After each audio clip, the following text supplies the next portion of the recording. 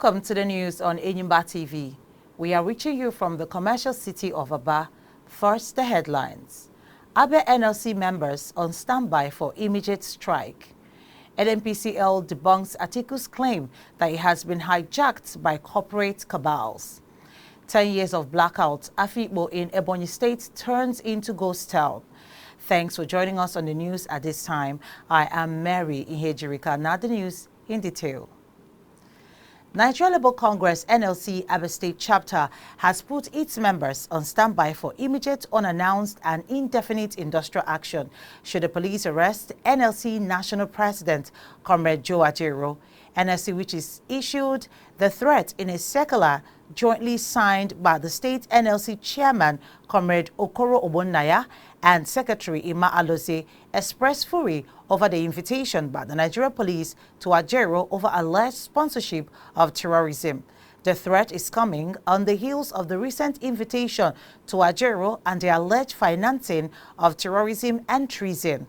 Global contamination has trailed the action of the police, including their recent invasion of the NLC National Secretariat, Abuja, at the peak of the nationwide protest against hunger and bad governance.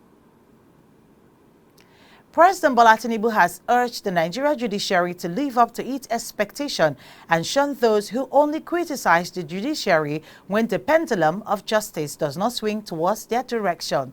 The president, who was represented by Vice President Kashim Shettima, made the call at the public presentation of the book Judging with Justice, an autobiography of the immediate past Chief Justice of the Federation, Justice Olukayode Ariwola, in Abuja. He noted that the pension of judicial officers have been firmly secured, as retired justices will now enjoy their last salaries as their pension for life. The event, which was chaired by former head of state Abdulsalami Abubakar, was held at the International Conference Center, Abuja, a few hours after the official retirement of Justice Ariwola. The Nigerian National Petroleum Corporation Limited, NNPCL, has debunked claims by former Vice President Atiku Abubakar that it has been hijacked by corporate cabals around President Bola Tinubu. Atiku had, in a statement signed by its media aide, Paul Ibe, expressed astonishment at how the NNPC placed its retail division under the management of OVH, a company in which Owanto, which is headed by Wale Tinubu, owns 49%. Atiku lamented that his intention to privatize the NNPC and increase its transparency has been overshadowed, describing it as the criminal hijack of the company by corporate cabals around the president. In its reaction through a statement signed by Chief Corporate Communications Officer Olufemi Sononye in Abuja, the NNPC described Atiku's claim as a false alarm. According to the state-owned oil firm, neither Wale Tinubu nor the president has any interest in the OVH acquisition. The Minister of Education, Professor Tahir Maman, has said the federal government will meet with the leadership of the Academic Staff Union of Universities, ASU, on Monday to address the demands of the university teachers. The minister said this when he appeared on a national television program on Thursday. ASU had given the government a 21-day ultimatum at the end of the National Executive Council meeting at the University of Ibadan last week. During the program, the minister confirmed that the government had received the notice of strike from ASU leadership and assured that the government was working to prevent another strike in the university system. Maman said the meeting will look at the demands of the union and fashion out ways to meet them in order to avoid another industrial action. The crisis rocking the Benue State chapter of the All Progressives Congress, APC, has taken another dimension as the dissolved state executive members of the party, led by Augustine Agada, has dragged the party's National Working Committee, led by its national chairman, Abdullahi Ganduje, to court for disobedience of court order. A Benue State High Court, presided by Justice Theresa Igoche, had on Wednesday stopped the APC NWC from dissolving the Benue State chapter executive led by Agada. But late on Wednesday, the Ganduje-led NWC went ahead to dissolve the state ESCO in disobedience of the court order. Agada, alongside 8 others, on Thursday, however, approached Ebonyi State High Court and slammed contempt charges against the Ganduje-led National Working Committee (NWC) of the APC. In a motion, the Agada-led Benue ESCO prayed the court to compel the NWC to adhere to the decision not to remove them from office until the expiration of their 4-year tenure. The dissolved Benue executive also prayed the court to issue a punitive measure against the NWC over the disobedience of the earlier decision of the courts. Ebonyi State High Court has restrained the People's Democratic Party (PDP), its agents or privy from conducting the August 31st State Congress. Justice Teresa Igoche, who granted the ex-parte on Thursday, also restrained the PDP from accepting any list of local government executives from last Saturday's local government congresses held in 15 local government areas of the state. The court further restrained the party from conducting any local government congresses in Makurdi, Logo, Okom, Gwe East, Gwe West, Ado, Apa, Agatu, Otukbo, Vandiar, Kasina Ala, Oju, Obi, Okboku, and Obadibu local government areas pending the determination of the suit challenging the outcome of the exercise. Justice Igoche fixed the hearing of the motion for August 29th, having listened to the plaintiffs Igbawa, Ondova, Alfred, and 12 others against the PDP, the acting national chairman, and 3 others. The Nigerian Medical Association Anambra State Branch on Thursday directed its members to withdraw their services in all private public hospitals in the state with immediate effect. The body made this known in a statement signed by Dr. Princeton Okam and Dr. Ifanyu Obiali, who were the chairman and secretary respectively at the end of its emergency general meeting. It said the directive followed the kidnap of their colleague, Dr. Stephen Eze, who was kidnapped on August 15 and still being held in captivity since then. Enyimba TV recalls that the doctors had on August 19 threatened to shut down operations across the state if Eze was not freed from captivity after 48 hours.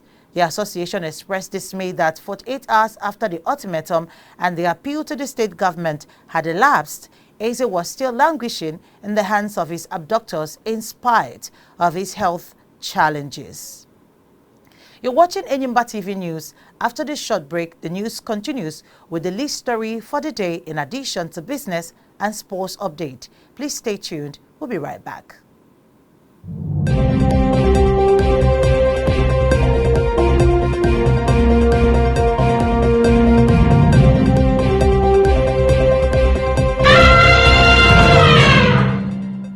Welcome back and thanks for staying tuned. Now to our lead story.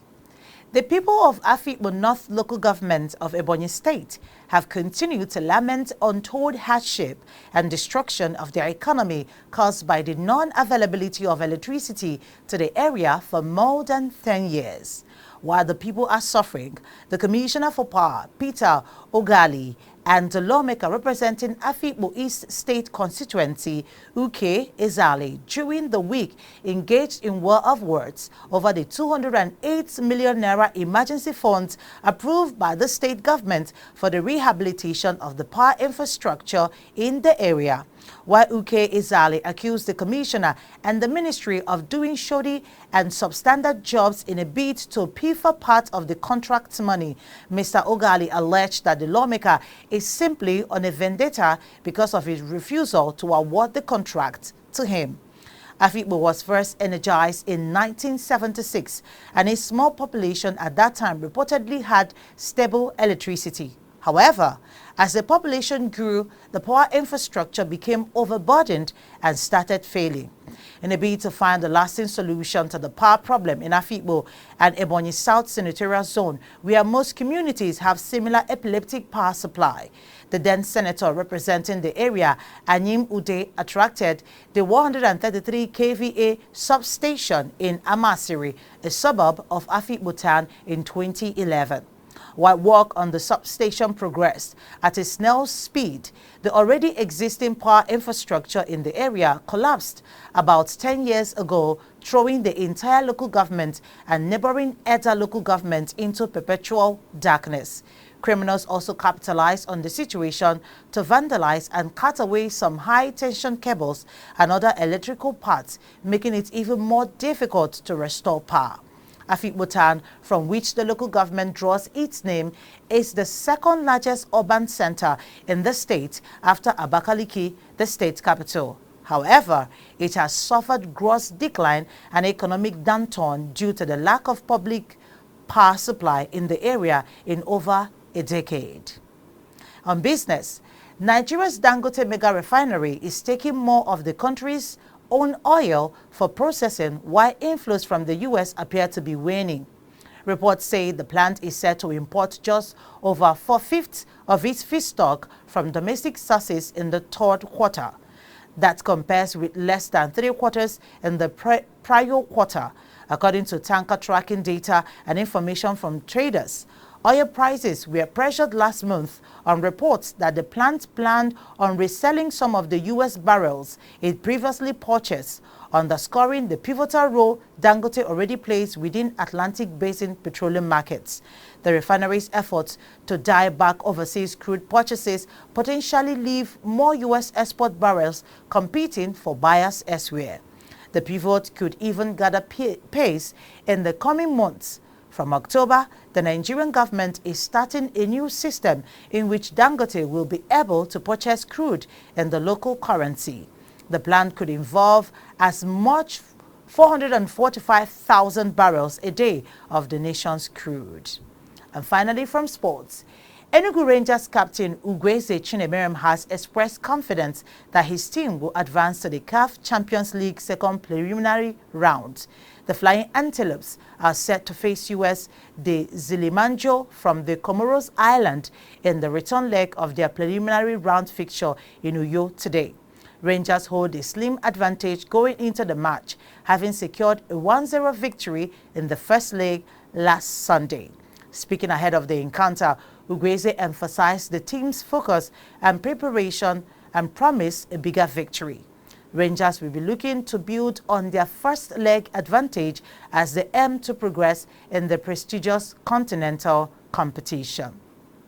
With this sports story, we'll wrap up this edition of news on Enyimba TV at this time. But before we go, here is a recap of the top stories. AMAE NLC members on standby for immediate strike. NNPCL debunks Atiku's claim that it has been hijacked by corporate cabals. 10 years of blackout, Afikpo in Ebonyi State turns into ghost town. And that's a package of news for now. Please join us for more updates in our subsequent bulletins. Meanwhile, don't forget to subscribe to this channel on YouTube. Click on the notification bell to receive alerts when new videos are uploaded. Thank you for watching. On behalf of the production team, I am Mary Ihejirika saying do have yourself an amazing day.